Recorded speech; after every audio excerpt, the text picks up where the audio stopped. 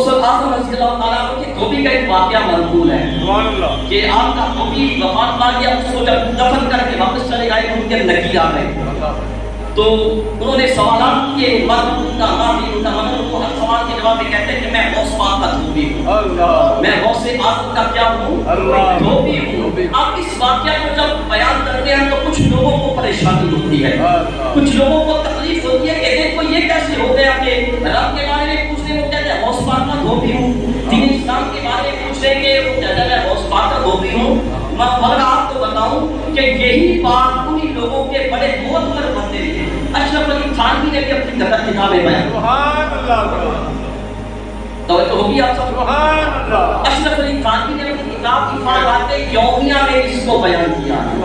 کتاب کا نام بھی میں نے بتا دیا، انہی کا بندہ اور بڑا معتبر بندہ جس کا نام لیتے ہوئے تھکتے نہیں، اس نے افادات یومیہ میں اس کو بیان کیا اور پھر دارالعلوم دیوبند سے اس کے بارے میں فتویٰ بھی ہے۔ اللہ اکبر اللہ اکبر۔ اب بات اتنی بڑی اور صرف ایک بندے نے کہا اللہ اکبر اور باقی سب میرا حال کہ آپ کے ہاتھ میں ویسے بڑے تیز ہیں، بہت تیز ہاتھ میں بڑی بڑی باتیں کرنا یہ آپ کے ختم ہے۔ دارالعلوم دیوبند سے یہ فتویٰ بھی اس کے بارے میں ہے اور آپ کو یہ فتویٰ گوگل پہ مل جائے گا، آپ میں سے ہر بندہ گوگل پہ اس کو مطالعہ کر سکتا ہے۔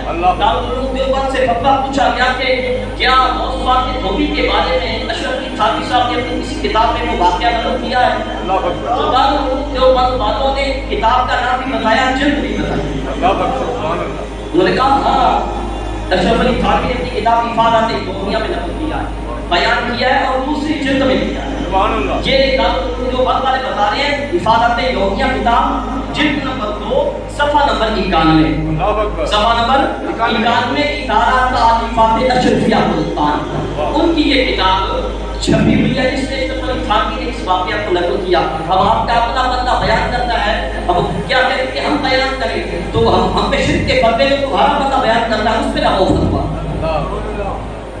اب اگر کسی کو بات سمجھ میں نہیں آئی، اگر غوث اعظم کا جو دھوبی تھا وہ جو ہر سوال کے جواب میں کہتا ہے کہ میں غوث پاک کا دھوبی ہوں، فرشتے پوچھتے ہیں مطلب کا تیرا رب کون ہے، تیرا دین کون ہے، وہ کہتا ہے کہ میں غوث پاک کا دھوبی ہوں، میں غوث پاک کا دھوبی۔ اس کا مطلب یہ نہیں ہے کہ وہ رب کو نہیں پہچانتا، اس کو رب کی معرفت حاصل نہیں تھی اور اس کو دین اسلام کا پتہ نہیں تھا، اس کا قطعاً یہ مطلب نہیں ہے۔ اب کسی کو بات نہیں ہے، کسی کی عقل دانی چھوٹی ہے کہ یہ ہمارا قصور تو نہیں ہے، کہ تمہارا قصور ہے، یہ تمہاری عقل دانی کا قصور ہے۔ اس کا مطلب ہر کسی کے نہیں، آؤ بتا دو اس کا مطلب کیا تھا۔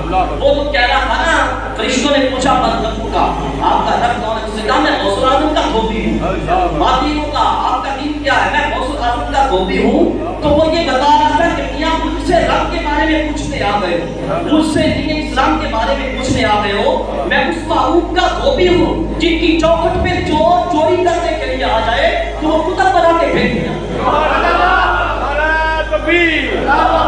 نعرہ رسالت، نعرہ تحقیق، نعرہ حیدری، نعرہ غوثیہ۔ میں اس ذات کا دھوبی ہوں، ان کے دروازے پہ اگر چور آ جاتا ہے اس کو ولی اور کتب بنا کے بھیج دیا کرتے ہیں، میں تو ان کا دھوبی ہوں۔ مجھے رب کی معرفت حاصل نہیں ہوگی، مجھے دین اسلام کا پتہ نہیں ہوگا، یہ مطلب تھا اس دھوبی کی بات کا۔ تو اس لیے لیکن یہ کہ واقعہ